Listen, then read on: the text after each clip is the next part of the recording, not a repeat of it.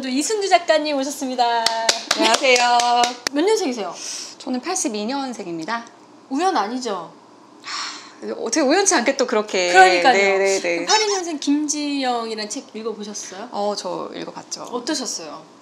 그냥 딱 집에서 있으면 딱 제 얘기일 것 같다. 82년생 김지영으로 살아가고 있는 엄마로서 또 우리가 세상의 그 억울한 면, 나 하나만 참으면 괜찮을 줄 알았어. 네, 이 이야기를 오늘 해보려고 합니다. 초반에 이런 이야기가 있어요. 아직도 그 남자의 페북에 들어간다는.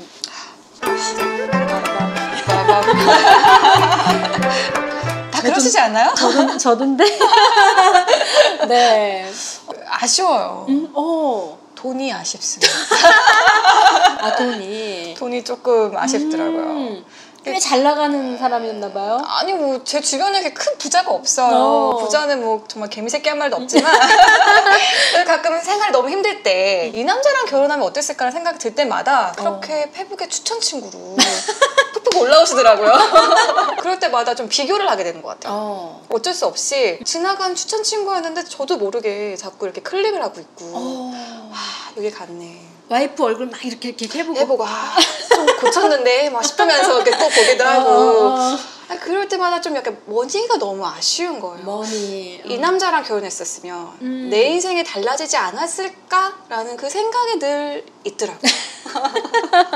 사실은 저희 남편 같은 경우에는 굉장히 있어빌리티 끝판왕이었었어요. 있어빌리티. 네, 굉장히 뭐 외국에서 대학을 나오고 좋은 차를 몰고 다니고 매너도 있고 그렇다 보니 이 남자라면 나를 다른 세계로 데려가 줄 수 있지 않을까. 이제 물론 그게 전부는 아니었지만 호감의 중요한 부분이기도 했죠.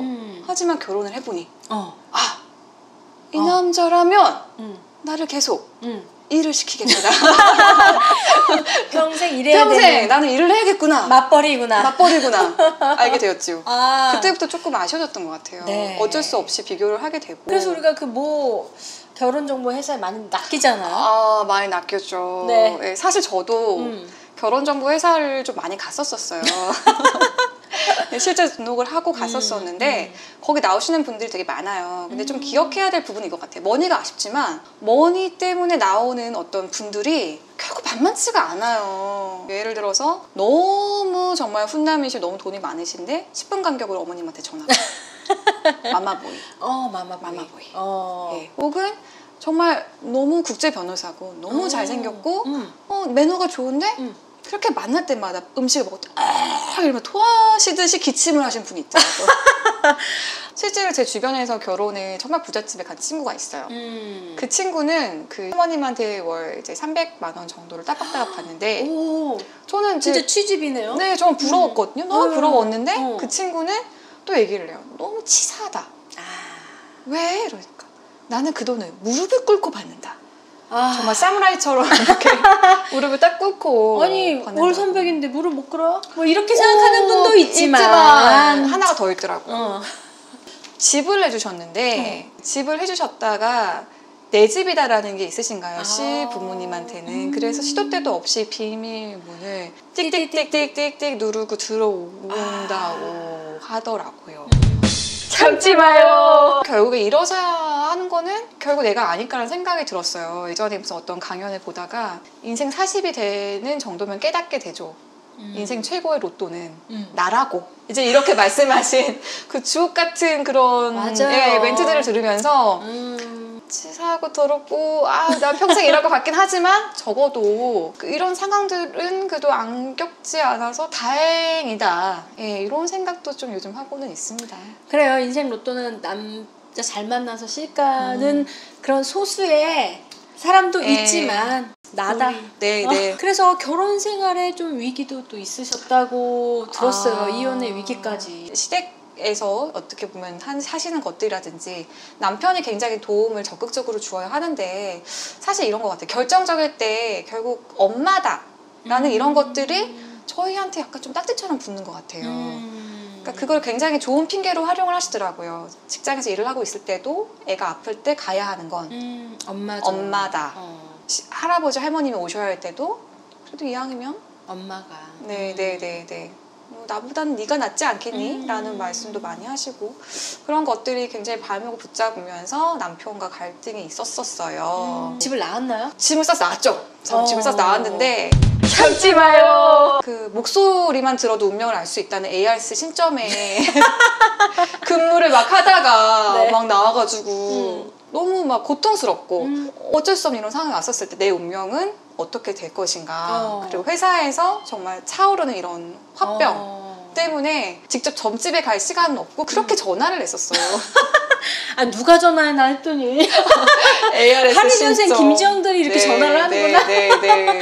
그랬더니 뭐래요? 어떤 분은 무속인이셨는데 남편 팬티랑 가져오고 택배를 붙이고 촛불 비용을 가져와라. 기도하는 비용을 가져고 와라. 얼마를 달래요?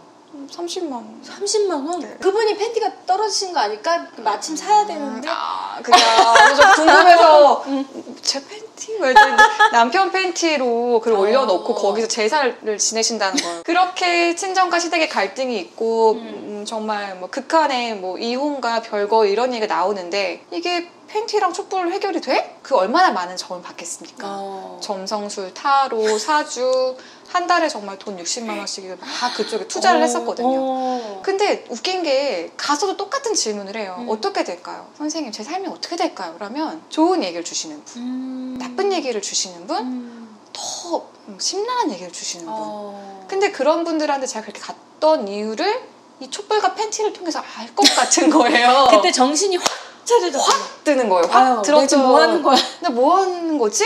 결국에 나는 헤어지기는 싫은 거고 내가 원하는 답은 남편이 돌아와서 미안하다라고 말을 하고 나랑 진정한 대화를 하길 원하고 이런 갈등을 만들었던 이 상황들을 충분하게 대화를 풀기를 원하는데 촛불과 팬티라니 이것은 아니다 라고 생각이 들었죠. 다행히 그쯤에 이제 남편이 전화를 해서 만나자고 했고 이제 잘 원만하게 대화로 해결이 됐죠. 마음가짐을 알게 된 것 같아요. 네. 결국 나다. 네. 많은 뭐 조언을 들었지만 어차피 내 맘대로 할 거고 내 맘대로 할 건데 단지 불안함 때문에 내가 좀 기울였던 거죠. 근데 그 후로 남편과의 관계에 또 갈등이 있었을 거 아니에요. 김지영 분들 다 아시잖아요. 저희한테 쓰는 돈 되게 아깝잖아요. 결국에는 뭐 피부과를 간다든지 저희만을 위해서 여행을 간다든지 그런 거 솔직히 못 하시는 분들 있잖아요. 반삭감 생각나고. 저도 그랬어요. 근데 그런 것들에 대해서 요즘에는 저를 여성으로서도 존중을 하고 친구들끼리도 가끔 1박 2일 여행 가는데 가끔 지갑에 꼬깃하게 돈도 좀 넣어주고 많이 변했네. 변화의 시작일지는 모르겠지만 결국에는 제가 부딪혀서 얻어내는 성과들이 아닐까? 참으면 괜찮을 줄 알았는데 오히려 안 참으니까 괜찮아지네요. 어떤 대문호께서 이런 얘기를 하셨더라고요. 저마다의 가정은 비슷한 이유로 정말 행복하지만 불행한 것은 그 사람들만의 어떤 스토리가 있기 때문이다. 그 사람만의 이유로 불행하다. 근데 모든 걸작은 불행에서 만들어진다 라는 말씀을 하시더라고요. 그래서 그 말이 되게 와닿았어요.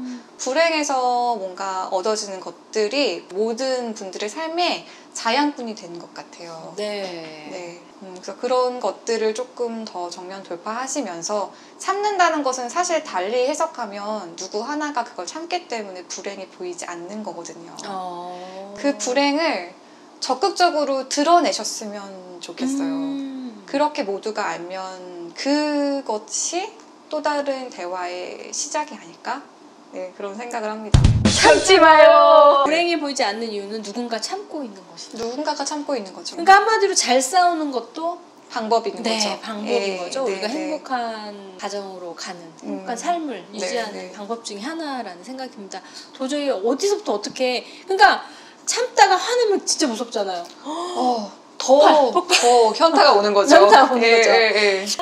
틈틈이 조금 이렇게 해소하시면서 또 지혜롭게 싸우는 그런 82년생 김지영, 김지훈이 됐으면 좋겠습니다.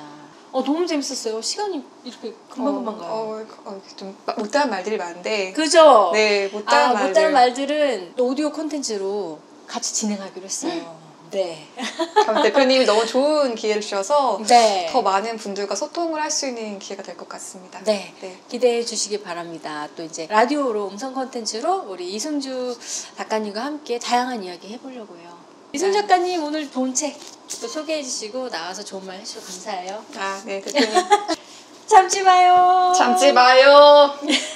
참지 마요. 영상 편지 하나 우리 한번 했으면 좋겠어요. 얼마 전에 친정 아버지께서 갑자기 네. 갑자기 대표님이 갑자기 하늘로 눈물샘을 네, 건드렸습니다. 가셔서 더 참지 않고 하고 싶은 일도 하고 더 나 자신이 돼서 활동하기로 결심하셨다고 하거든요.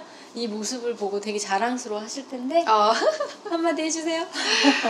정말 어제도 꿈에 나타나셔서 고맙고 이제 뭐 이런저런 얘기하면서 땅콩 먹다가 갑자기 살아계셨는데 똑똑한 딸내미가 아니라 조금 나다운 사람이 되려고 노력을 하고 있어요. 그런 과정에서 늘 힘을 줄 거라고 믿고 있고 아빠 덕분에 정말 많은 것을 얻어가고 있습니다. 이제는 조금 더 주체적으로 여러 눈치 보지 않고 살아가는 그런 딸로 성장할게요. 누구보다 사랑하고